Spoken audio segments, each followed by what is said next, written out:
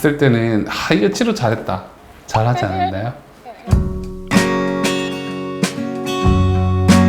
자, 안녕하세요. 로센트 치과 조성주 원장입니다. 저는 교정 치료를 전문적으로 하는 사람이고요. 이제 흔히들 돌출입, 주걱턱, 무턱 이런 게 더 유명하기는 한데, 많은 분들이 또 고민을 하시는 게 오픈바이트라고 하는 게 있어요. 앞니가 안 다물어져요. 앞니가 안 다물어진다라고 하는 게 뭐냐? 치아들은 의 기능이 있습니다. 어금니는 뭘 할 때 쓸까요? 씹어 먹을 때. 지금 뭐냐면 절구통에 절구옹이를 이렇게 빻는 거라고 보시면 돼요. 자, 그럼 송곳니는 음식을 찢어가지고 고기를 찢을 때 쓰는 거예요. 앞니는 면을 자르거나 할 때 쓰는 겁니다. 간단하게 말씀드리면 앞니는 자르고, 송곳니는 찢고, 그리고 어금니는 깨물고 하는 요 세 가지 기능이 있어요. 앞니가 잘 안 다물어지게 되면은 이 앞니하고 송곳니가 해야 될 일을 다 어금니가 하고 있는 거예요.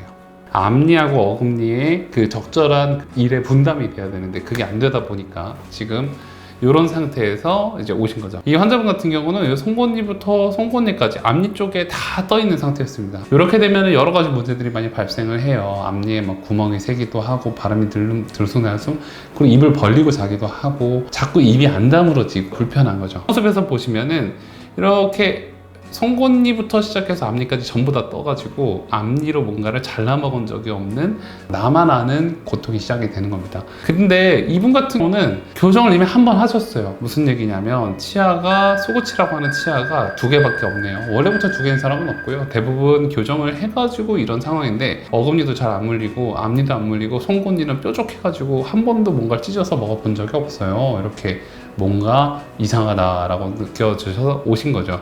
이런 분들은 단순히 이런 것뿐만이 아니고 턱이 멋대로 움직이면서 중심선이라고 하는 비대칭이, 턱 비대칭이 이쪽 방향으로 생깁니다. 그래서 어금니들이 잘 물려 있어야지 얼굴도 딱 균형을 잡는 건데, 오픈바이트라고 하는 게 생기면서 어금니의 교합도 많이 안 좋아진 그런 상태가 되겠죠.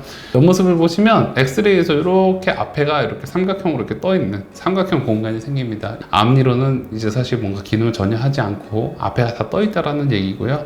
이 환자분 웃으실 때 보시면은 크게 웃거나 말할 때 아래턱이 비대칭에다가 이런 데가 다 떠서 사실은 말하거나 얘기할 때마다 되게 뭔가 보기가 안 좋은 거죠. 그래서 이제 환자분이 많이 힘들어 하셨는데, 이제 제가 치료 계획을 세운 거는 여기 있는 오픈바이트라고 하는 개방교합을 다 닫아버리는 건데, 치료 방법이 여러 가지가 있겠지만 일단 제일 먼저 중요한 거는 어금니의 폭경을 개선을 합니다. 그리고 어금니가 먼저 닫고 앞니가 안 닫는 거라서 어금니를 뼈 위로 올리는 작업을 하게 되는데, 그런 작업을 하게 되면서 앞니가 점점 닫히게 돼요. 앞니를 닫고 중심선 비대칭을 잡아주는 식으로 하게 되는데, 지금 입천장이 이런 상태였는데 입천장을 이런 장치를 써가지고 어금니를 넓히는 이런 과정을 하게 되고, 그 이후에 입천장을 쪼개는데 이렇게 옆으로 넓어지면서 앞니 사이가 이렇게 벌어집니다.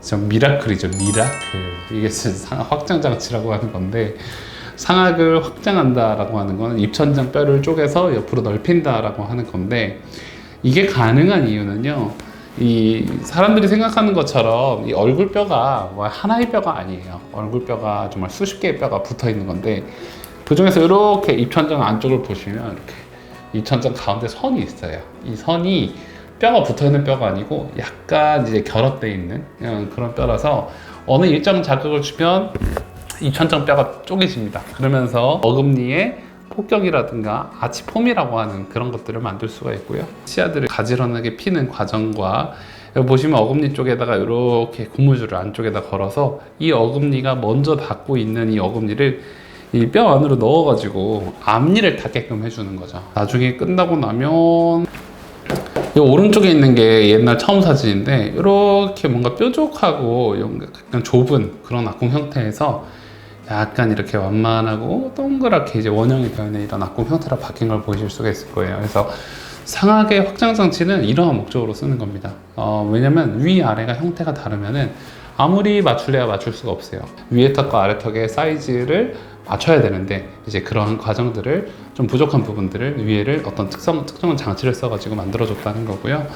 그리고 이렇게 되는 과정 중에서 이렇게 이제 앞니가 떠 있는 이런 것들은 이렇게 점점 바뀝니다. 어떻게 바뀌느냐?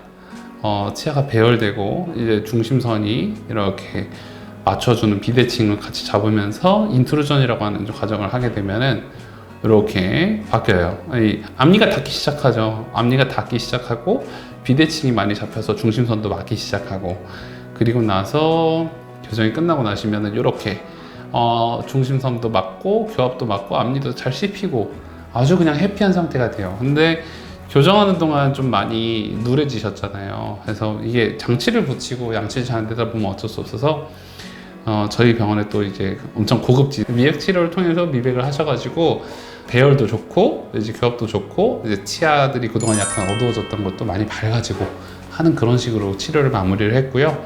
처음에 있는 상태를 잘 보시면 이렇게 뭔가 앞니가 떠 있고 비대칭이 있는 상태에서 앞니도 잘 닫고 중심선도 맞추고 턱 비대칭도 어느 정도 개선한 그런 식으로만 드라마틱하게 치료를 했습니다. 앞니 개방교합이라고 하는 치료를 할 때는 원인을 정확하게 알고 그거를 해결을 하면은 다 좋아지는 거거든요. 성급하게 발치를 하거나 결론을 내리지 마시고 꼭 검사를 잘 받아보시고 정확하게 치료를 받으시는 게 좋고요.